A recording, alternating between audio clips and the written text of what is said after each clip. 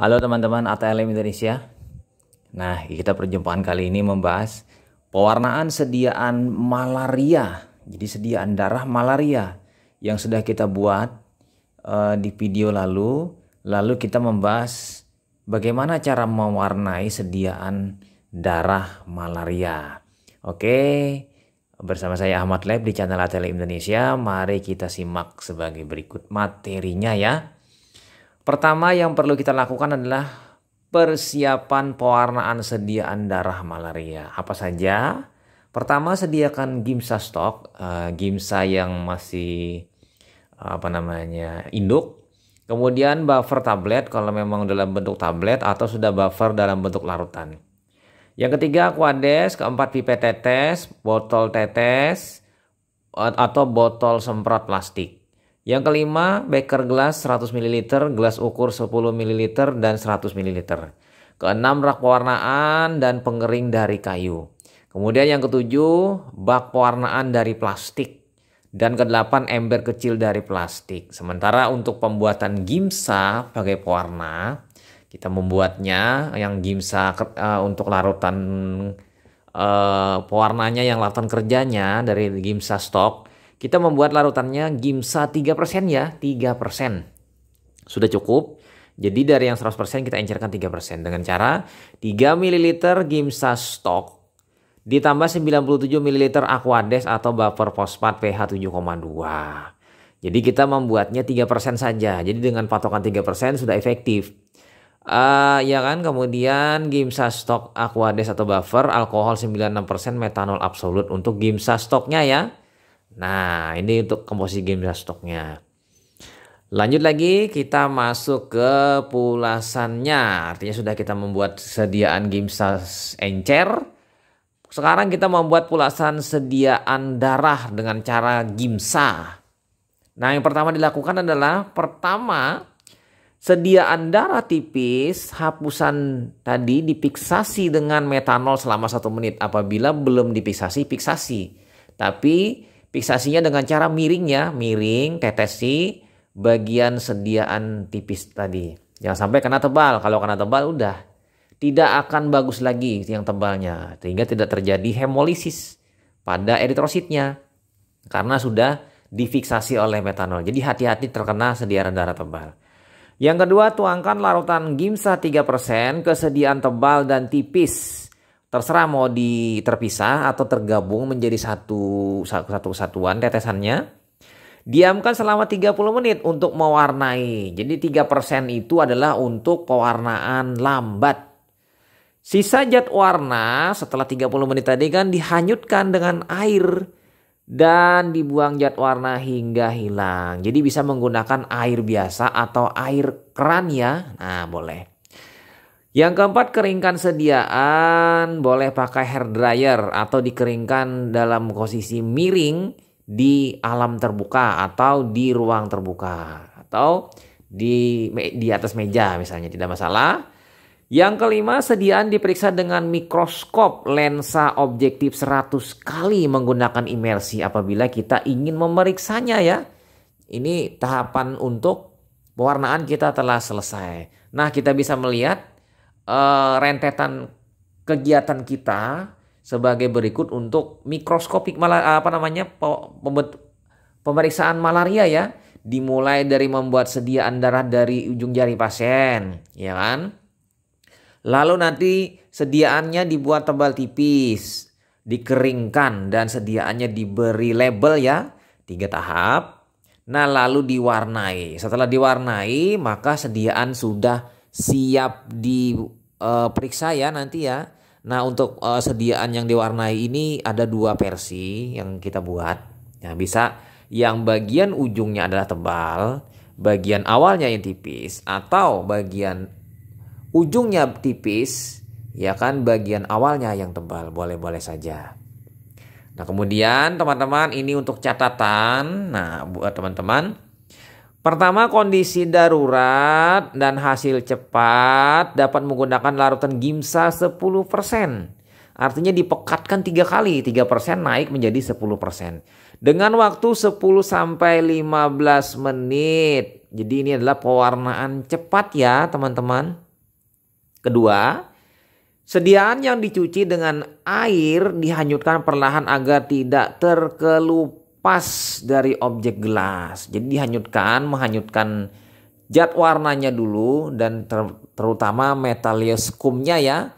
Lumpurnya supaya jangan sampai nanti lengket ya. Nah, jangan kering nanti lengket. Kemudian sediaan dapat dikeringkan dengan bantuan alat pengering. Pakai hair dryer atau di atas nyala lampu pijar bisa juga. Bila pada malam hari ya. Yang keempat, pastikan pH baper sudah tepat. 7,2 plus minus.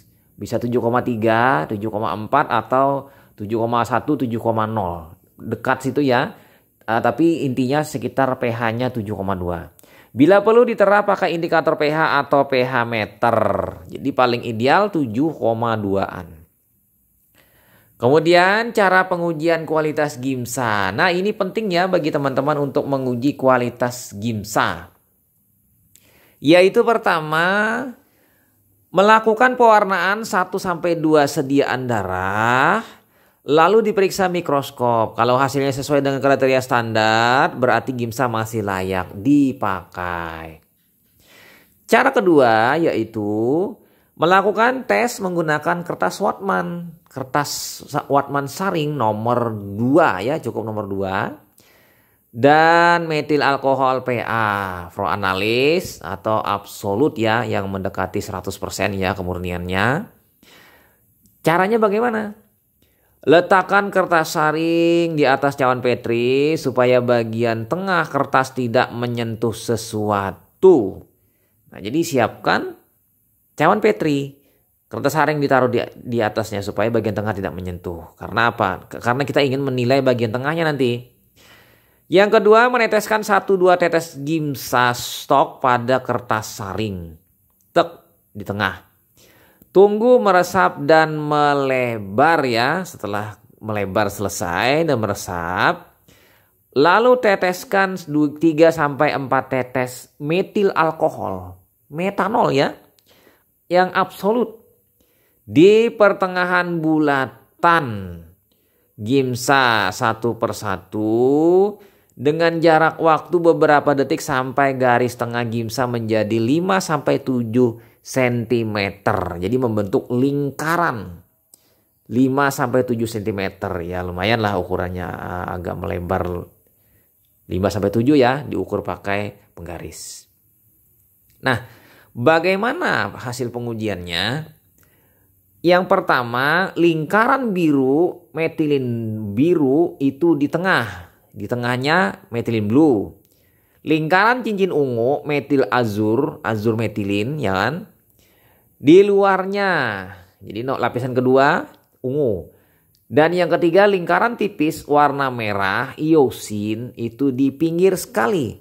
Nah, jadi kalau kita ilustrasikan, lingkarannya, lingkaran biru bagian dalam, agak luar itu ungu, yang paling luar warna merah. Nah, Gimsa tidak boleh dipakai lagi bila warna ungu dan merah tidak terbentuk, berarti Gimsanya sudah rusak. Ya, itu kira-kira ya untuk menguji Gimsa teman-teman.